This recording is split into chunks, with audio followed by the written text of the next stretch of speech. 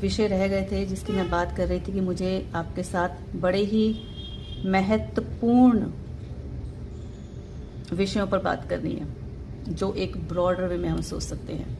लेकिन उस बड़े की शुरुआत कहाँ से होती है? छोटे से। ये बड़ा होता चला जाता है, उसके बाद जाके ऐसा कोई दायरा। ठीक है, ये एक छोटा सा समझाने के लिए मैंने कहा। अब हमने कई शब्द सुने हैं जैसे भाग्य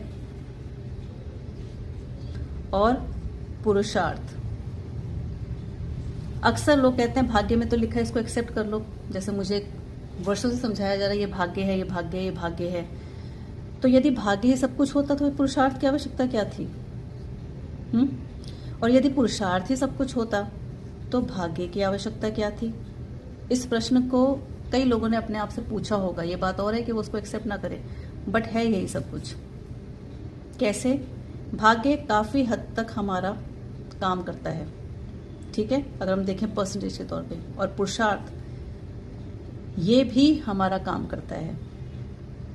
भले हो सकता है ये ज्यादा काम करता हो और ये थोड़ा काम करता हो, पुरुषार्थ या कह लें हम कर्म।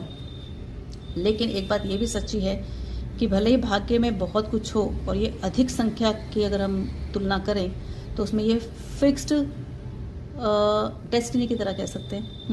It is destined. आपने कई लोगों को ऐसे कहते हुए सुना होगा। लेकिन जो आपका पुरुषार्थ है ना, कर्म, भले इसकी परसेंटेज कम हो, इसकी ज़्यादा हो, तो भी ये इतना बड़ा रोल अदा करती है आपके जीवन में कि उस बड़े रोल के द्वारा ही, कर्म और पुरुषार्थ के द्वारा ही आपका भाग्य बन जाता है, या कह लीजिए बदल जाता है। कुछ भी तरीके से आप कह लें, भाग्य बन जाता है कि बदल जाता है। इसी के साथ इसको नहीं समझ में आ रहा दोबारा देखना, क्योंकि मैं बहुत इम्पॉर्टेंट विषय पे बात कर रही हूँ, जिसकी वजह से जितने भी आजकल डिप्रेशन के केसेस, आजकल क्या मतलब कैसे भी कह लीजिए, डिप्रेशन हो गया, एनवीनेस हो गया, एनवी हो गए, या कह सकते हैं मतलब नेगेटिविटी जिसको हम बोलते हैं,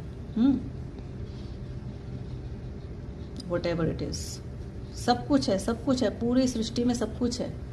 ऐसा कुछ नहीं जो सृष्टि में नहीं है, और पूरी सृष्टि में ऐसा बहुत कुछ है जो हमें दिखता ही नहीं है।